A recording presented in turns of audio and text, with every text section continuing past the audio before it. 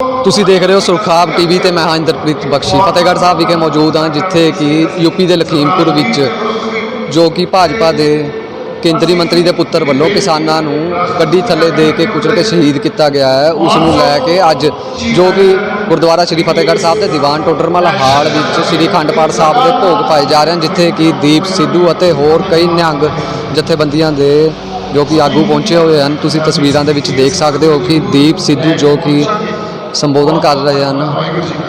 ਤਸਵੀਰਾਂ ਵਿੱਚ ਤੁਸੀਂ ਦੇਖ ਸਕਦੇ ਹੋ ਕਿ ਵੱਡੀ ਗਿਣਤੀ ਵਿੱਚ ਲੋਕ ਪਹੁੰਚੇ ਹੋਏ ਹਨ ਸ਼ਰਧਾਂਜਲੀਆਂ ਭੇਂਟ ਕਰਨ। ਤੋ ਦੀਪ ਸਿੱਧੂ ਸੰਬੋਧਨ ਕਰ ਰਹੇ ਹਨ, ਉਹਨਾਂ ਦਾ ਸੰਬੋਧਨ ਵੀ ਤੁਹਾਨੂੰ ਸੁਣਾਵਾਂਗੇ, ਉਹਨਾਂ ਨਾਲ ਗੱਲਬਾਤ ਕਰਨ ਦੀ ਵੀ ਕੋਸ਼ਿਸ਼ ਕਰਾਂਗੇ। ਤਸਵੀਰਾਂ ਦੇ ਵਿੱਚ ਤੁਸੀਂ ਦੇਖ ਸਕਦੇ ਹੋ। ਆਓ ਪਹਿਲਾਂ ਫਤਿਹ ਦੀ ਸਾਂਝ ਪਾਈਏ ਤੇ ਫਤਿਹ ਦੀ ਸਾਂਝ ਪਾਉਣ ਲਈ ਆਪਣੀ ਬਿਰਤੀ ਜਿਹੜੀ ਤੁਸੀਂ ਲੈ ਕੇ ਜਾਣੀ ਆ, ਉਹ ਕਿੱਥੇ ਲੈ ਕੇ ਜਾਣੀ ਆ? ਜਦੋਂ ਸਾਹਿਬਜ਼ਾਦਿਆਂ ਨੇ ਸ਼ਹੀਦੀ ਦਿੱਤੀ ਸੀ, ਜਿਹੜੀ ਧਰਤੀ ਤੇ ਤੁਸੀਂ ਬੈਠੇ ਹੋ, ਤੇ ਉਹ ਸ਼ਹੀਦੀ ਸਥਾਨ ਇੱਥੋਂ ਕੁਝ ਕਦਮਾਂ ਦੀ ਦੂਰੀ ਤੇ ਹੀ ਆ। ਸੋ ਜੇ ਸਾਡੇ ਅੰਦਰ ਉਹ ਜਜ਼ਬਾ, ਉਹ ਬਿਰਤੀ ਅੱਜ ਨਾ ਪੈਦਾ ਹੋਈ, ਇੱਥੇ ਆਉਣ ਦਾ ਕੋਈ ਸਾਡਾ ਮਕਸਦ ਕਾਮਯਾਬ ਨਹੀਂ ਹੋਣਾ। ਸੋ ਜਦੋਂ ਉਸ ਇੰਨੀ ਛੋਟੀ ਨਾਦਾਨ ਉਮਰ 'ਚ ਐਡੇ ਲਸਾਨੀ ਸ਼ਹਾਦਤ, ਜਿਹਨੇ ਸਾਡੇ ਸਿੱਖ ਪੰਥ ਦੀ ਜਾਂ ਜੋ ਸਾਡੇ ਰਹਿਬਰਾਂ ਨੇ, ਸਾਡੇ ਗੁਰੂਆਂ ਨੇ ਸਾਨੂੰ ਫਲਸਫੇ ਦਿੱਤੇ, ਸਿਧਾਂਤ ਦਿੱਤੇ, ਉਹਨਾਂ ਤੇ ਖੜ ਕੇ ਤੇ ਉੱਥੋਂ ਇੱਕ ਨਵੀਂ ਲੀਹ ਵਾਹ ਦੇਣੀ। ਸੋ ਜੇ ਬਿਰਤੀ ਉੱਥੇ ਨਾ ਲੈ ਕੇ ਗਏ ਤੇ ਆਪਾਂ ਫਤਿਹ ਬੁਲਾ ਰਹੇ ਹਾਂ, ਫਿਰ ਕੋਈ ਫਾਇਦਾ ਨਹੀਂ। ਸੋ ਇਸ ਕਰਕੇ ਆਪਦੀ ਬਿਰਤੀ ਉਸ ਵੇਲੇ 'ਚ ਲੈ ਕੇ ਜਾਓ ਜਦੋਂ ਵਜ਼ੀਰ ਖਾਨ ਦੇ ਸਾਹਮਣੇ ਖੜੇ ਦੋ ਛੋਟੀਆਂ ਜਿੰਦਾਂ, ਤੇ ਉਹਨਾਂ ਨੇ ਕੀ ਗੱਲਾਂ ਕੀਤੀਆਂ ਹੋਣੀਆਂ ਤੇ ਕੀ ਕੁਛ ਸਿਹਾ ਹੋਣਾ, ਪਰ ਸਿਦਕ ਕਿੰਨਾ, ਤੇ ਉਹ ਅਡਲ ਰਿਹਾ, ਹੋ ਡੋਲੇ ਨਹੀਂ ਜਮਾਂ ਵੀ। ਸੋ ਵਾਹਿਗੁਰੂ ਜੀ ਕਾ ਖਾਲਸਾ, ਵਾਹਿਗੁਰੂ ਜੀ ਕੀ ਫਤਿਹ। ਆਪਾਂ ਇਕੱਠੇ ਤਾਂ ਹੋ ਜਾਂਦੇ ਆ, ਸਾਰਿਆਂ ਦੇ ਅੰਦਰ ਇੱਕ ਜਜ਼ਬਾ ਅਵਚੇਤਨ ਮਨ 'ਚ ਗੱਲ ਪਈ ਆ। ਕਈ ਵਾਰੀ ਸਮਝ ਵੀ ਨਹੀਂ ਆਉਂਦੀ ਵੀ ਕਿਉਂ ਜਾਣਾ, ਕੀ ਗੱਲਾਂ ਕਰਨੀਆਂ, ਇਕੱਠੇ ਕਿਉਂ ਹੋਣਾ। ਜਿਹੜੇ ਇੱਧਰ ਬਾਈ ਬੈਠੇ ਆ, ਮੈਨੂੰ ਲੱਗਦਾ ਬਾਈ ਇੱਧਰ ਸਾਹਮਣੇ ਆ ਜਾਓ ਤਾਂ ਗੱਲ ਕਰਨੀ ਸੌਖੀ ਆ, ਕਿਉਂਕਿ ਅੱਜ ਜਿਹੜਾ ਆਪਣਾ ਇਕੱਠ ਆ, ਵੀਰ ਬਣ ਕੇ ਇੱਥੋਂ ਹੱਸਦਾ ਕਰਮਜੀਤ ਸਿੰਘ ਕਰਕੇ ਆ, ਪਲੀਜ਼ ਤੁਸੀਂ ਬੈਠੇ ਰਹੋ ਜੀ। ਮੈਂ ਕਹਿੰਦਾ ਇੱਧਰ ਨਹੀਂ ਤਾਂ ਜਿਹੜੀ ਗੱਲ ਦਾ ਆਦਾਨ ਪ੍ਰਦਾਨ ਨਹੀਂ ਹੁੰਦਾ ਚੰਗੀ ਤਰ੍ਹਾਂ, ਜਦੋਂ ਤੱਕ ਅੱਖ ਨਾ ਮਿਲੇ। ਸੋ ਜੋ ਮੌਜੂਦਾ ਸਮਾਜੀ ਹਕੀਕਤ ਆ, ਸੂਰਤੇ ਹਾਲ ਆ, ਉਸ ਹਕੀਕਤ ਤੋਂ ਅਸੀਂ ਕੋਈ ਬਾਹਲੇ ਸੰਤੁਸ਼ਟ ਨਹੀਂ ਹਾਂ। ਇਹੀ ਸਾਂਝ ਆਪਣੀ ਅੱਜ ਵੀ ਆਪਾਂ ਇੱਥੇ ਇਕੱਠੇ ਹੋਏ ਆ, ਜਿਹਨੂੰ ਸੋਸ਼ਲ ਰਿਐਲਿਟੀ ਕਹਿੰਦੇ ਆ, ਜਿਹੜੀ ਲਗਾਤਾਰ ਬਦਲ ਰਹੀ ਆ, ਕਿੱਧਰ ਨੂੰ ਜਾ ਰਹੀ ਆ, ਘਟਨਾਵਾਂ ਕੀ ਵਾਪਰ ਰਹੀਆਂ, ਇਹਨਾਂ ਘਟਨਾਵਾਂ ਨੂੰ ਕਿਵੇਂ ਦੇਖਿਆ ਜਾਣਾ ਚਾਹੀਦਾ। ਇਹ ਘਟਨਾਵਾਂ ਇਤਿਹਾਸ 'ਚ ਵੀ ਵਾਪਰੀਆਂ, ਪਰ ਇਤਿਹਾਸ 'ਚ ਹੂਬਹੂ ਘਟਨਾਵਾਂ 'ਚ ਦੇਖੀਏ ਵੀ ਆਹੀ ਵਾਪਰਦੀਆਂ ਹੁਣ ਤਾਂ ਆਏ ਨਹੀਂ ਹੁੰਦਾ ਹੁੰਦਾ, ਪਰ ਹਾਂ ਉਹਨਾਂ ਦੇ ਵਿੱਚ ਕੋਈ ਇੱਕ ਬਿਰਤੀ, ਇੱਕ ਡੋਰ, ਜਾਂ ਕਹਿ ਲਈਏ ਜੋ ਵਰਤਾਰੇ ਵਾਪਰ ਕੇ ਪਹਿਲਾਂ ਜੋ ਉਸ ਵੇਲੇ ਦੀ ਰਾਜ ਕਰ ਰਹੀ ਤੇ ਰਹੀਆਂ ਸਰਕਾਰ ਨੇ ਜਾਂ ਭਾਰਤੀ ਹਕੂਮਤ ਦੇ ਸਟੇਟ ਨੇ ਸਾਡੇ ਨਾਲ ਕੀਤਾ, ਤੇ ਜੋ ਅੱਜ ਵਾਪਰ ਰਿਹਾ ਉਹਦੇ 'ਚ ਕੋਈ ਬੜਾ ਫਰਕ ਨਹੀਂ ਆ। ਸੋ ਗੱਲ ਜਾ ਕਿੱਧਰ ਨੂੰ ਰਹੀ ਆ? ਅਸੀਂ ਅੱਜ ਇੱਥੇ ਬੈਠੇ ਸੋਸ਼ਲ ਰਿਐਲਿਟੀ ਨੂੰ, ਮੌਜੂਦਾ ਸਮਾਜੀ ਹਕੀਕਤ ਨੂੰ ਤਾਂ ਅਸੀਂ ਸਮਝ ਰਹੇ ਹਾਂ, ਫਿਰ ਅਸੀਂ ਇਹਦਾ ਹੱਲ ਕਿਵੇਂ ਕੱਢੀਏ, ਜਾਂ ਅਸੀਂ ਇਸ ਗੱਲ ਨੂੰ ਸਮਝੀਏ ਵੀ ਕਿਵੇਂ ਪਹਿਲਾਂ? ਕਿਉਂਕਿ ਜੇ ਅਸੀਂ ਇਸ ਗੱਲ ਨੂੰ ਇਹ ਦੇਖੀਏ ਵੀ ਸਾਨੂੰ ਬਹੁਤ ਸਮਝ ਆ ਮਸਲਿਆਂ ਦੀ, ਜਾਂ ਸਾਨੂੰ ਇਸ ਮੌਜੂਦਾ ਹਕੀਕਤ ਦੀ ਸਮਝ ਆ, ਜਾਂ ਸਾਡੀ ਕੌਮ ਨੂੰ ਜਾਂ ਪੰਜਾਬ 'ਚ ਵਸਦੇ ਲੋਕਾਂ ਨੂੰ ਸਮਝ ਆ, ਤਾਂ ਅਸੀਂ ਇਹ ਪਹਿਲਾਂ ਗੱਲ ਮੰਨ ਕੇ ਚੱਲੀਏ ਵੀ ਸਾਨੂੰ ਬਾਹਲੀ ਸਮਝ ਨਹੀਂ ਆ, ਸਾਡਾ ਹਜੇ ਸਮਝ ਦਾ ਪੱਧਰ ਵੀ ਬਹੁਤ ਨੀਵਾਂ। ਸੋ ਸਾਨੂੰ ਇੱਕ ਕਲੈਕਟਿਵ ਤੌਰ ਤੇ, ਇੱਕ ਸਮੂਹਕ ਤੌਰ ਤੇ ਵੀ ਆਪਦੀ ਸਮਝ ਨੂੰ ਉੱਤੇ ਉਠਾਉਣਾ ਪਊਗਾ। ਹੁਣ ਜਿਹੜੇ ਬੰਦੇ ਇਹ ਸੋਚ ਰਹੇ ਆ ਵੀ ਇਹ ਹਾਲਾਤ ਜੋ ਪੈਦਾ ਕੀਤੇ ਜਾ ਰਹੇ ਆ, ਇਹ ਸਾਡੇ ਪੈਦਾ ਨਹੀਂ ਕੀਤੇ ਹੋਏ ਜਾਂ ਸਾਡੇ ਲੋਕਾਂ ਦੇ ਵੀ ਨਹੀਂ ਪੈਦਾ ਕੀਤੇ ਹੋਏ, ਇਹ ਤਾਂ ਸਾਡੇ ਗਲ ਪਏ ਆ, ਇਹ ਸਾਡੇ ਗਲ ਪਾਏ ਜਾ ਰਹੇ ਆ। ਅਸੀਂ ਵਿਕਟਮ ਆ। ਸੋ ਵਿਕਟਮ ਧਿਰ ਤੇ ਇੱਕ ਜਿਹੜੀ ਧਿਰ ਹੁੰਦੀ ਆ ਕਲਪ੍ਰੇਟ, ਜਿਨ੍ਹਾਂ ਨੇ ਸਾਡੇ ਹਾਲਾਤ ਇਹ ਗਲ ਪਾਏ ਆ, ਇਹਦੇ 'ਚ ਡਿਸਟਿੰਕਸ਼ਨ ਕਰਨੀ ਵੀ ਬਹੁਤ ਜ਼ਰੂਰੀ ਆ। ਇਹਦੇ 'ਚ ਸਾਨੂੰ ਫਰਕ ਪਤਾ ਹੋਣਾ ਚਾਹੀਦਾ ਵੀ ਵਿਕਟਮ ਕੌਣ ਆ ਤੇ ਕਲਪ੍ਰੇਟ ਕੌਣ ਆ। ਇੱਥੇ ਅਗਲੀ ਗੱਲ, ਜਦੋਂ ਮੈਂ ਕਿਹਾ ਸਾਡੀ ਇੱਕ ਸਮੂਹਕ ਤੌਰ ਤੇ ਜਾਂ ਕਲੈਕਟਿਵ ਕੌਨਸ਼ੀਅਸਨੈਸ ਜਿਹਨੂੰ ਕਹਿੰਦੇ ਆ, ਸਾਨੂੰ ਉਹਦਾ ਵੀ ਇੰਟੈਲੈਕਚੁਅਲ ਪੱਧਰ ਆ ਜੋ ਇੱਕ ਬਹੁਤ ਇੱਕ ਲੈਵਲ ਆ, ਉਹ ਵੀ ਉੱਤੇ ਚੱਕਣਾ ਪਊਗਾ, ਤਾਂ ਗੱਲਾਂ ਦੀ ਸਮਝ ਆਊਗੀ। ਕਿਤੇ ਕਈ ਵਾਰੀ ਲੰਬੇ ਸਮੇਂ ਤੱਕ ਇਸ ਗੱਲ ਤੇ ਵਿਚਾਰ ਚਰਚਾ ਹੁੰਦੀ ਆ, ਸਿਰ ਜੋੜ ਕੇ ਬੈਠਿਆ ਜਾਂਦੇ ਆ ਵੀ ਮਸਲਿਆਂ ਨੂੰ ਸਮਝੀਏ ਤਾਂ ਸਹੀ, ਕਿਉਂਕਿ ਸਾਡੇ ਕੋਲੇ ਕੋਈ ਇਲਹਾਮ ਤਾਂ ਹੈ ਨਹੀਂ। ਅਸੀਂ ਕੋਈ ਇਹ ਕਹਿ ਦਈਏ ਵੀ ਅਸੀਂ ਦੈਵੀ ਸ਼ਕਤੀ ਜਾਂ ਕੋਈ ਦੈਵੀ ਇੱਕ ਇਲਹਾਮ ਲੈ ਕੇ ਫੇਰ ਆਏ ਆ, ਉਹ ਤਾਂ ਹੈ ਨਹੀਂ। ਇੱਕ ਇੰਟੈਲੈਕਚੁਅਲ ਪੱਧਰ ਤੇ ਹੀ ਗੱਲਾਂ ਨੂੰ ਸਮਝ ਰਹੇ ਆ, ਤੇ ਜੇ ਇੰਟੈਲੈਕਚੁਅਲ ਪੱਧਰ ਤੇ, ਇੱਕ ਬੌਧਿਕ ਪੱਧਰ ਤੇ ਗੱਲਾਂ ਨੂੰ ਸਮਝ ਰਹੇ ਆ, ਸੋ ਫਿਰ ਕਿਸੇ ਦੀ ਸਮਝ ਕਿਸੇ ਵਿਸ਼ੇ ਨੂੰ ਲੈ ਕੇ ਹੁੰਦੀ ਆ, ਕਿਸੇ ਦੀ ਕਿਸੇ, ਉਹ ਜਿਹੜਾ ਕਹਿੰਦਾ ਪਰਸਪੈਕਟਿਵ, ਵੀ ਵੱਖਰੇ ਵੱਖਰੇ ਪਰਸਪੈਕਟਿਵ ਹੁੰਦੇ ਆ। ਗੱਲ ਮਸਲਿਆਂ ਨੂੰ ਸਮਝਣਾ ਤੇ ਆਪਦੇ ਬੌਧਿਕ ਲੈਵਲ ਨੂੰ, ਸਮੂਹਕ ਤੌਰ ਤੇ ਕੌਮ ਨੂੰ ਉੱਥੇ ਲੈ ਕੇ ਜਾਣਾ, ਇਹਦੀ ਬਹੁਤ ਵੱਡੀ ਜ਼ਰੂਰਤ ਆ। ਸੋ ਅੱਜ ਇਕੱਠੇ ਹੋਣ ਦਾ ਮਕਸਦ ਕੀ ਹੈ? ਅੱਜ ਇਕੱਠੇ ਹੋਣ ਦਾ ਮਕਸਦ ਇਹ ਆ ਵੀ 47 ਤੋਂ ਲੈ ਕੇ 70 ਦੇ ਦਹਾਕਿਆਂ ਤੱਕ ਅਸੀਂ ਬਹੁਤ ਕੁਝ ਸਹਿਆ। ਇੱਕ ਸੰਘਰਸ਼ ਪੈਦਾ ਹੋਇਆ ਉਹਨਾਂ ਉਹ 70-80 ਦੇ ਦਹਾਕੇ 'ਚ, ਉਸ ਸੰਘਰਸ਼ ਜਾਂ ਉਸ ਫਾਊਂਡੇਸ਼ਨ ਤੇ ਅੱਜ ਅਸੀਂ ਖੜੇ ਹਾਂ। ਤੇ ਲਗਾਤਾਰ ਜਿਹੜਾ ਇੱਕ ਕਹਿੰਦੇ ਆ ਨੁਕਸਾਨ ਕਰਾਉਣਾ, ਚਾਹੇ ਆਪਦੇ ਅਸੀਂ ਬੰਦੇ, ਆਪਦੇ ਜਰਨੈਲ, ਉਹਨਾਂ ਦੀਆਂ ਸ਼ਹਾਦਤਾਂ ਹੋਣ, ਸਾਡੇ ਅਜ਼ਮਤ ਤੇ ਸ਼ਾਨ ਦਰਬਾਰ ਸਾਹਿਬ ਦੀ, ਤੇ ਉੱਥੇ ਟੈਂਕ ਚੜਾਏ ਜਾਣ, ਸਾਡੀ ਨਸਲਕੁਸ਼ੀ ਕੀਤੀ ਜਾਵੇ, ਤੇ ਫਿਰ ਵੱਡੇ ਵੱਡੇ ਸੰਘਰਸ਼ ਪੈਦਾ ਹੋਣੇ, ਗੁਰਦੁਆਰੇ, ਸਾਡੀਆਂ ਧੀਆਂ ਭੈਣਾਂ ਦੀ ਬੇਪੱਤੀ ਹੋਵੇ। ਫਿਰ ਹੁਣ ਗੱਲ ਪਹੁੰਚ ਗਈ ਸ਼੍ਰੀ ਗੁਰੂ ਗ੍ਰੰਥ ਸਾਹਿਬ ਦੇ ਨਰਾਦਰ, ਸ਼੍ਰੀ ਗੁਰੂ ਗ੍ਰੰਥ ਸਾਹਿਬ ਦੀ ਬੇਅਦਬੀ ਤੱਕ। ਜੋ ਇਹ ਗੱਲਾਂ ਵਾਪਰ ਰਹੀਆਂ ਸੀ ਲਗਾਤਾਰ, ਇਹ 47 ਤੋਂ ਲੈ ਕੇ, ਹੋ ਸਕਦਾ ਜਦੋਂ ਤੋਂ ਸਾਡਾ ਰਾਜ ਸਾਥੋਂ ਗਿਆ ਤੇ ਅੰਗਰੇਜ਼ ਹਕੂਮਤ ਆਈ, ਉੱਥੋਂ ਗੱਲ ਸ਼ੁਰੂ ਹੋ ਗਈ ਸੀ, ਤੇ ਸਾਡੇ ਤੇ ਲਗਾਤਾਰ ਇੱਕ ਡਰਾਮਾ ਇਹ ਵਰਤਾਰੇ ਵਾਪਰ ਰਹੇ ਆ। ਸੋ ਇਹੋ ਜਿਹੀਆਂ ਕੋਸ਼ਿਸ਼ਾਂ ਜੋ ਅੱਜ ਆਪਾਂ ਇਕੱਠੇ ਹੋ ਕੇ ਬੈਠੇ ਆ, ਜਾਂ ਇਹ ਕਹਿ ਲਓ ਇੱਕ ਛੋਟਾ ਜਿਹਾ ਬੇਬੀ ਸਟੈਪ, ਜਿਵੇਂ ਆਪਾਂ ਕਿਹਾ ਸੀ, ਜਿਹੜੀ ਆਪਣੀ ਜਥੇਬੰਦੀ ਵੀ ਹੈ, ਇੱਕ ਸਮਾਲ ਸਟੈਪ ਆ, ਇੱਕ ਬੇਬੀ ਸਟੈਪ ਆ। ਨਾ ਤਾਂ ਆਪਣੇ ਕੋਲੇ ਕੋਈ ਰਿਸੋਰਸਿਸ ਆ, ਨਾ ਪੈਸੇ ਆ, ਨਾ ਕੋਈ ਉਹਦਾ ਇੱਕ, ਨਾ ਦਫ਼ਤਰ ਆ, ਨਾ ਕੋਈ ਢਾਂਚਾ। ਹਜੇ ਤਾਂ ਆਪਣੇ ਕੋਲੇ ਕੁਝ ਵੀ ਨਹੀਂ ਹੈ, ਇੱਕ ਸੋਚ ਆ।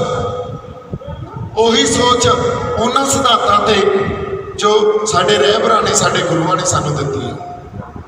ਜੋ ਸੰਤ ਜਰਨੈਲ ਸਿੰਘ, ਕੌਮ ਦੇ ਮਹਾਨ ਸ਼ਹੀਦ, ਜਿਹੜੇ ਕੌਮ ਦੀਆਂ ਅਨੇਕਾਂ ਦਹਾਕਿਆਂ ਦੀ ਅਰਦਾਸਾਂ ਤੋਂ ਬਾਅਦ ਕਿਤੇ ਸਾਨੂੰ ਮਿਲੇ ਸੀ, ਕਿਉਂਕਿ ਜਦੋਂ ਉਹ ਜਿਹੀ ਸ਼ਖਸੀਅਤ, ਉਹ ਜਿਹੀ ਕੋਈ ਰੂਹ ਸਾਡੇ 'ਚ ਆਉਂਦੀ ਆ, ਉਹ ਐਂ ਨਹੀਂ ਵਾਪਰ ਜਾਂਦੀ ਗੱਲ ਵੀ ਬਸ ਕਿਤੇ ਜੰਮ ਪੇ ਤੇ ਆ ਗਏ।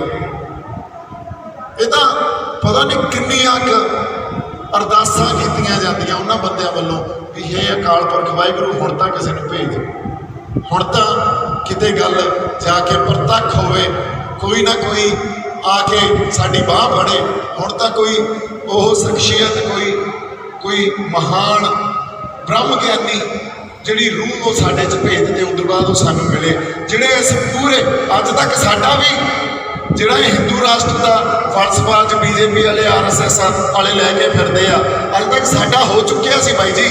ਜੇ ਸਾਡੇ ਕੋਲੇ ਸੰਤ ਜਰਨੈਲ ਸਿੰਘ ਭਿੰਡਰਾਂ ਵਾਲੇ ਇਸ ਕੌਮ ਨੂੰ ਨਾ ਮਿਲੇ ਹੁੰਦੇ, 20ਵੀਂ ਸਦੀ ਦਾ ਮਹਾਨ ਸ਼ਹੀਦ ਦਾ ਦਰਜਾ ਜਿਹਨੂੰ ਸ਼੍ਰੀ ਅਕਾਲ ਤਖਤ ਸਾਹਿਬ ਨੇ ਵੀ ਦਿੱਤਾ, ਜੇ ਉਹ ਨਾ ਆਏ ਹੁੰਦੇ ਅੱਜ ਤੱਕ ਸਾਡਾ ਵੀ ਹਿੰਦੂਕਰਨ ਹੋ ਗਿਆ ਸੀ। ਸੋ ਗੱਲ ਆਪਾਂ ਇੱਥੇ ਮਜ਼ਹਬੀ ਵੀ ਸਿੱਖ ਜਾਂ ਹਿੰਦੂ ਜਾਂ ਮੁਸਲਮਾਨ ਜਾਂ ਈਸਾਈ ਇਹ ਨਹੀਂ ਕਰ ਰਹੇ। ਗੱਲ ਤਾਂ ਵਿਆਪਕਤਾ ਦੀ, ਇੱਕ ਡਾਈਵਰਸਿਟੀ ਦੀ ਕਰ ਰਹੇ ਆ। ਗੱਲ ਸਮਝਣੀ ਕੀ ਆ, ਘਟਨਾਵਾਂ ਨੂੰ ਕਿਵੇਂ ਦੇਖੀਏ, ਆਪਦੀ ਵਿਆਪਕਤਾ ਨੂੰ, ਆਪਦੀ ਡਾਈਵਰਸਿਟੀ ਨੂੰ, ਸਾਡੇ ਨਿਆਰੇਪਣ ਨੂੰ, ਸਾਡੀ ਵਿਲੱਖਣਤਾ ਨੂੰ ਕਿਵੇਂ ਬਚਾ ਕੇ ਰੱਖੀਏ। ਸੋ ਅੱਜ ਜੋ ਕੌਮ ਦੇ ਸਾਹਮਣੇ, ਪੰਜਾਬ ਦੇ ਸਾਹਮਣੇ ਸੰਕਟ ਸਾਨੂੰ ਦਿਸ ਰਹੇ ਆ, ਕਿਸਾਨੀ ਅੰਦੋਲਨ ਵੀ ਉੱਥੋਂ ਹੀ ਪੈਦਾ ਹੋਇਆ, ਉਹਨਾਂ ਗੱਲਾਂ ਨੂੰ ਕਿਵੇਂ ਸਮਝੀਏ। ਸੋ ਜੋ ਮਸਲੇ ਸਾਡੇ ਲਈ ਪੈਦਾ ਕੀਤੇ ਜਾ ਰਹੇ ਆ, ਸਾਡੇ ਗਲਾਂ 'ਚ ਪਾਏ ਜਾ ਰਹੇ ਆ, ਉਹਨਾਂ ਮਸਲਿਆਂ ਨੂੰ ਕਿਵੇਂ ਦੇਖੀਏ।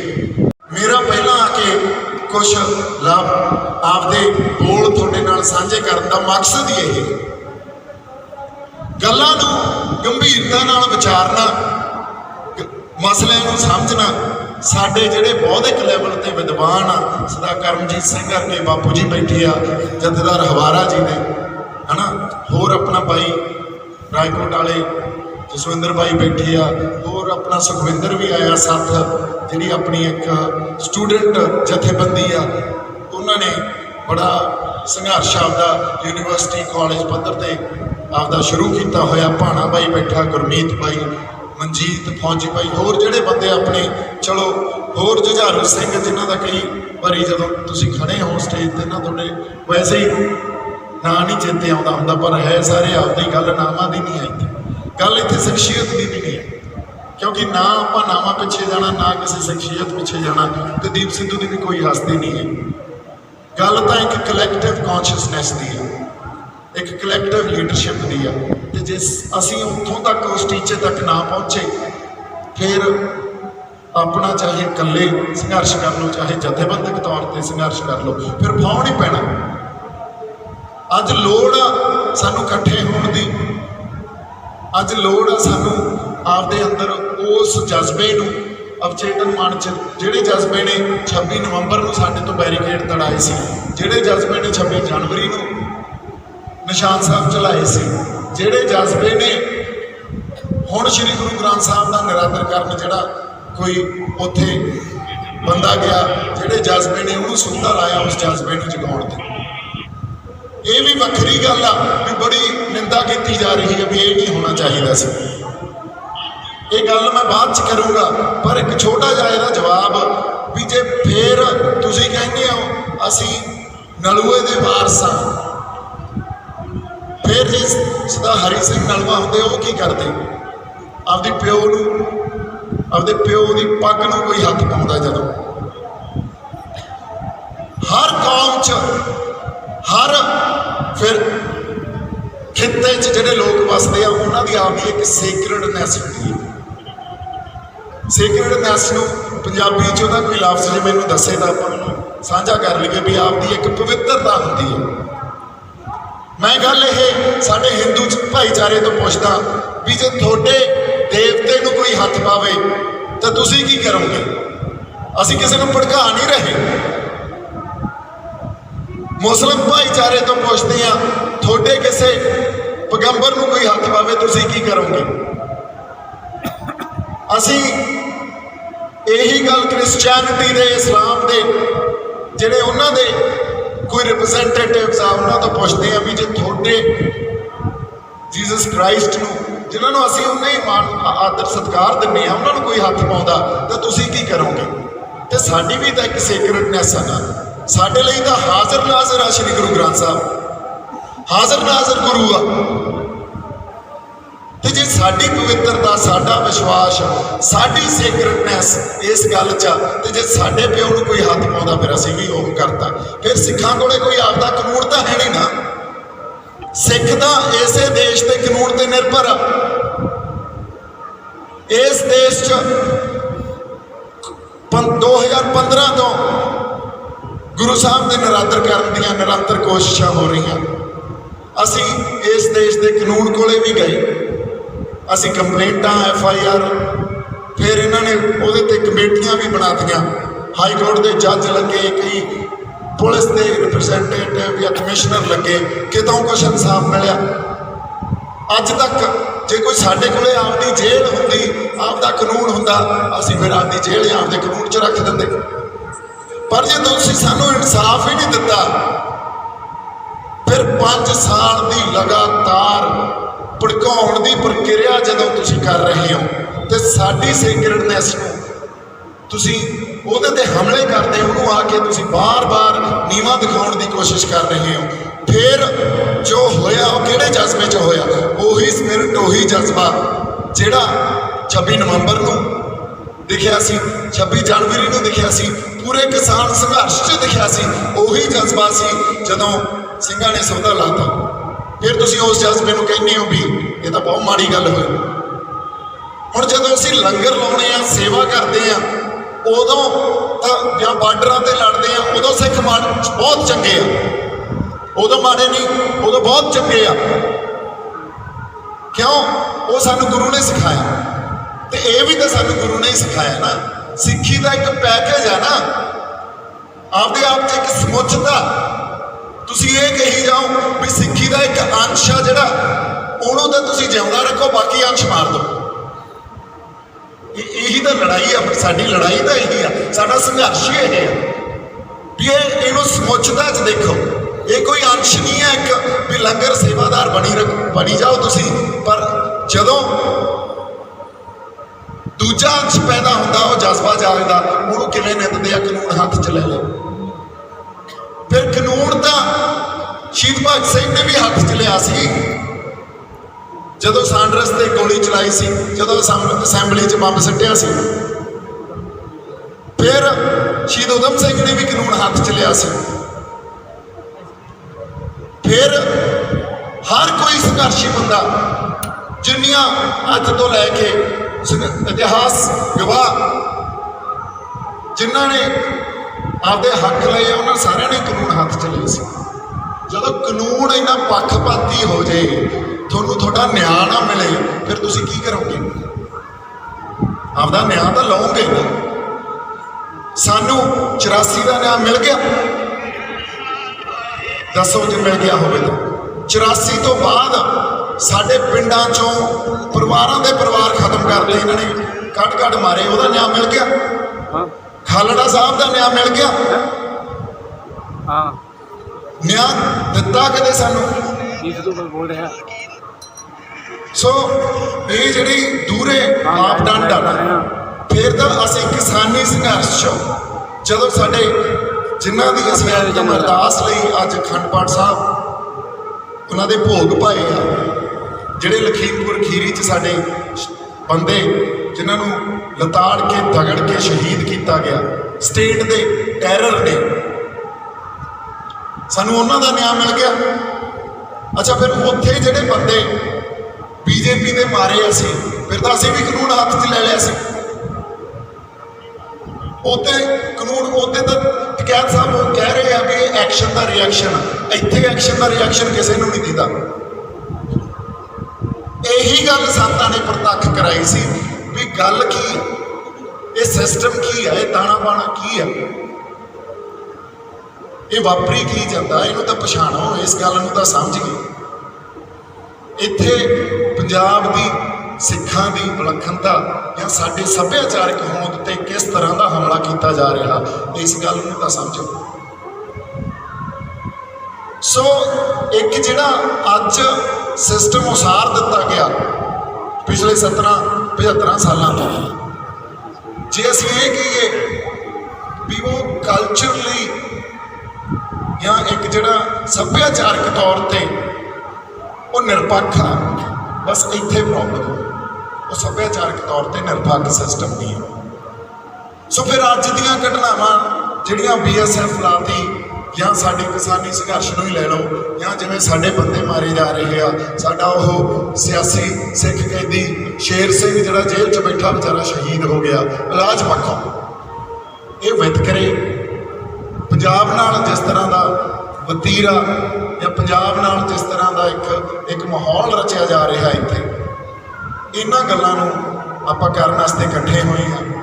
ਇੱਥੇ ਇਸ ਸਿਸਟਮ 'ਚ ਇਹਦਾ ਕੋਈ ਵੀ ਯੂਨਿਟ ਹੋਵੇ, ਜਿਹੜੀ ਮਰਜ਼ੀ ਇਕਾਈ ਇਸ ਸਿਸਟਮ ਦੀ, ਉਹ ਸਾਡੇ ਉਲਟ ਭੁਗਤ ਰਹੀ ਹੈ। ਸਾਡੇ ਸੱਭਿਆਚਾਰ ਦੇ ਵੀ, ਸਾਡੀ ਧਾਰਮਿਕ ਹੋਂਦ ਦੇ ਵੀ, ਸਾਡੇ ਫਲਸਫਿਆਂ ਦੇ ਵੀ, ਤੇ ਪੰਜਾਬ ਦੇ ਵੀ।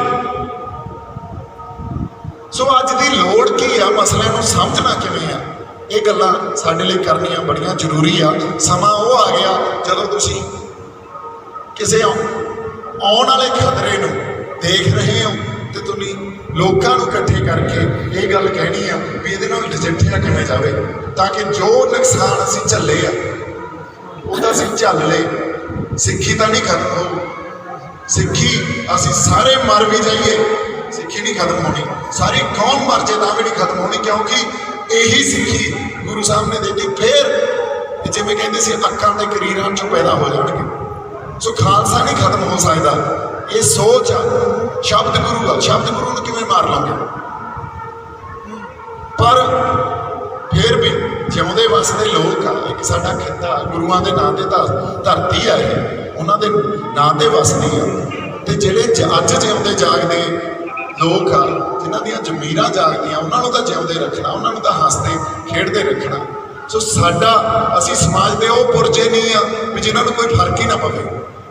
ਜੋ ਕੁਝ ਵਾਪਰ ਰਿਹਾ, ਜਿਨ੍ਹਾਂ ਨੂੰ ਨਹੀਂ ਪੈਂਦਾ ਉਹਨਾਂ ਦੀ ਆਪਦੀ ਕੋਈ ਹਸਤੀ ਨਹੀਂ ਆ, ਘਰਾਂ 'ਚ ਬੈਠੇ ਆ, ਡਰਾਇੰਗ ਰੂਮ 'ਚ ਬੈਠ ਕੇ, ਆਪਦੇ ਲਿਵਿੰਗ ਰੂਮ 'ਚ ਬੈਠ ਕੇ ਟੀਵੀ ਲਾਇਆ ਹੋ ਤੇ ਉਹਨਾਂ ਨੇ ਅੱਜ ਆਪਦੇ ਲੰਚ, ਐਤਵਾਰ ਦਾ ਦਿਨ ਆ ਤਾਂ ਲੰਚ ਆਪਦੇ ਰਾਜਮਾ ਚੌਲ ਬਣਾਏ ਹੋਣਗੇ ਤੇ ਖਾਈ ਜਾਂਦੇ ਹੋਣੇ ਆ ਵਧੀਆ। ਪਰ ਸਾਨੂੰ ਪੈਂਦਾ ਫਰਕ, ਅਸੀਂ ਉਹ ਪੁਰਜੇ ਨਹੀਂ ਆ ਜਿਨ੍ਹਾਂ ਦੀ ਆਪਦੀ ਕੋਈ ਹਸਤੀ ਨਹੀਂ ਹੈ। ਸੋ ਜੇ ਸਾਨੂੰ ਫਰਕ ਪੈਂਦਾ, ਗੱਲਾਂ ਉਹੀ ਕਰਨੀਆਂ ਅੱਜ ਆਪਾਂ। ਸੋ ਅੱਜ ਦੀ ਗੱਲਬਾਤ ਇਸੇ ਵਿਸ਼ੇ ਤੇ ਰਹੂਗੀ ਕਿ ਜੋ ਘਟਨਾਵਾਂ ਵਾਪਰ ਰਹੀਆਂ ਉਸ ਸਾਰੇ ਸਿਲਸਿਲੇ ਨੂੰ ਕਿਸ ਤਰ੍ਹਾਂ ਦੇਖਣਾ, ਆਉਣ ਵਾਲੇ ਖਤਰੇ ਨੂੰ ਕਿਵੇਂ ਅਸੀਂ ਘੱਟ ਤੋਂ ਘੱਟ ਨੁਕਸਾਨ ਨਾਲ ਸਾਂਭ ਸਕਦੇ ਹਾਂ। ਕਿਉਂਕਿ ਕਈ ਵਾਰੀ ਇੱਕ ਸਵਾਲ ਹੋਰ ਉੱਠ ਜਾਂਦਾ ਵੀ ਯਾਰ ਇਹ ਤਾਂ ਗੱਲਾਂ ਨੂੰ ਵਧਾ ਚੜਾ ਕੇ ਦੇਖ ਰਹੇ ਆ, ਇਹੋ ਜਿਹੀ ਤਾਂ ਕੋਈ ਗੱਲ ਵਾਪਰ ਹੀ ਨਹੀਂ ਸਕਦੀ। ਇਹ ਸਾਰੀਆਂ ਕੌਮਾਂ ਤੇ ਉੱਠਦਾ ਹੈ ਸਵਾਲ, ਯਹੂਦੀਆਂ ਤੇ ਵੀ ਉੱਠਿਆ ਸੀ ਵੀ ਗੱਲਾਂ ਨੂੰ ਵਧਾ ਚੜਾ ਕੇ ਦੇਖਣਾ, ਇਹ ਗੱਲ ਨਹੀਂ ਵਾਪਰ ਸਕਦੀ।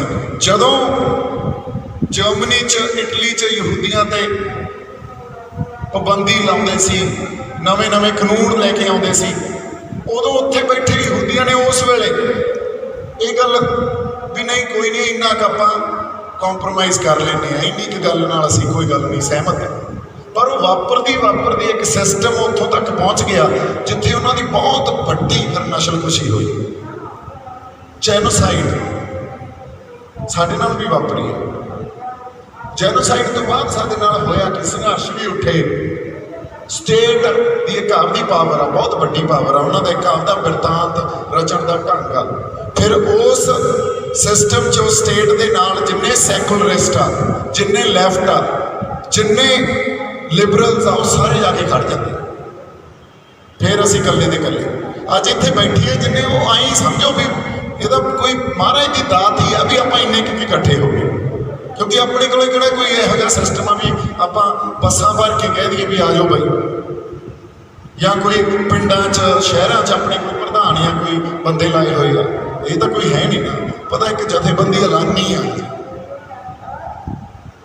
ਸੋ ਜਦੋਂ ਜੈਨੋਸਾਈਡ ਵਾਪਰੀ, ਫਿਰ ਉਹਨਾਂ ਨੂੰ ਗੱਲ ਸਮਝ ਆਈ ਵੀ ਇਹ ਤਾਂ ਗੱਲ ਹੀ ਕਿਤੇ ਹੋਰ ਜਾ ਰਹੀ ਸੀ। ਇਸ ਸਿਸਟਮ 'ਚ ਜਿਹੜਾ ਸਾਡੇ ਵਿਰੁੱਧ ਸਾਰਿਆ ਗਿਆ, ਇਹਦੇ 'ਚ ਇੱਕ ਜੈਨੋਸਾਈਡ, ਨਸਲਕੁਸ਼ੀ ਦੀ ਬਿਰਤੀ ਪਈ ਸੀ ਜਿਹਨੂੰ ਅਸੀਂ ਪਛਾਣ ਹੀ ਨਾ ਸਕੇ। ਸੋ ਉਸ ਨਸਲਕੁਸ਼ੀ ਦੀ ਬਿਰਤੀ ਨੇ, ਜਿਹਨੂੰ ਜੈਨੋਸਾਈਡ ਇੰਪਲਸ ਕਹਿੰਦੇ ਆ, ਉਹ ਕਿਸੇ ਇੱਕ ਘਟਨਾ ਨਾਲ ਫਲੇਅਰ ਅਪ ਹੋਣਾ ਹੁੰਦਾ। ਉਹ ਇੱਕ ਘਟਨਾ ਨਾਲ ਫਲੇਅਰ ਅਪ ਹੋਈ ਤੇ ਸਾਰੀ ਕੌਮ ਤੇ ਨਸਲਕੁਸ਼ੀ ਵਾਪਰੀ। ਸਾਡੇ ਨਾਲ ਵੀ ਹੋਇਆ। ਉਸ ਤੋਂ ਬਾਅਦ ਕੌਮ ਕਰਦੀ ਕੀ ਆ? ਕੌਮ ਆਪਦੇ ਇੱਕ ਕੰਫਰਟ ਲੈਵਲ ਲੱਭਦੀ ਆ, ਕੰਫਰਟ ਜ਼ੋਨ ਲੱਭਦੀ ਆ। ਜਿਵੇਂ ਬਿੱਲੀ ਆਉਂਦੀ ਆ, ਕਬੂਤਰ ਅੱਖਾਂ ਨਹੀਂ ਮੀਚ ਲੈਂਦਾ, ਵਾਕਈ ਇਹ ਗੱਲ ਵਾਪਰਦੀ ਆ। ਆਪਦੇ ਕੰਫਰਟ ਜ਼ੋਨ 'ਚ ਚਲੇ ਜਾਂਦੇ ਆ। ਉਸ ਕੰਫਰਟ ਜ਼ੋਨ 'ਚ ਜੇ ਉਹਨਾਂ ਨੂੰ ਖਿੱਚੋ, ਤੁਸੀਂ ਆਪਦੇ ਕੰਫਰਟ ਜ਼ੋਨ 'ਚ ਆਪਦੀ ਉਦਾਹਰਨ ਲਾਓ। ਜੇ ਆਪਦੇ ਕੰਫਰਟ ਜ਼ੋਨ 'ਚ ਤੁਹਾਨੂੰ ਖਿੱਚਦੇ ਆ ਨਾ, ਤੇ ਤੁਹਾਨੂੰ ਲੱਗਦਾ ਨਹੀਂ ਯਾਰ ਇੱਥੋਂ ਨਹੀਂ ਮੈਂ ਨਿਕਲਣਾ, ਬੜਾ ਦਰਦ ਹੁੰਦਾ, ਕਿਉਂਕਿ ਉਹਨਾਂ ਨੂੰ ਰਿਐਲਿਟੀ ਦੀ ਸਮਝ ਨਹੀਂ ਆ।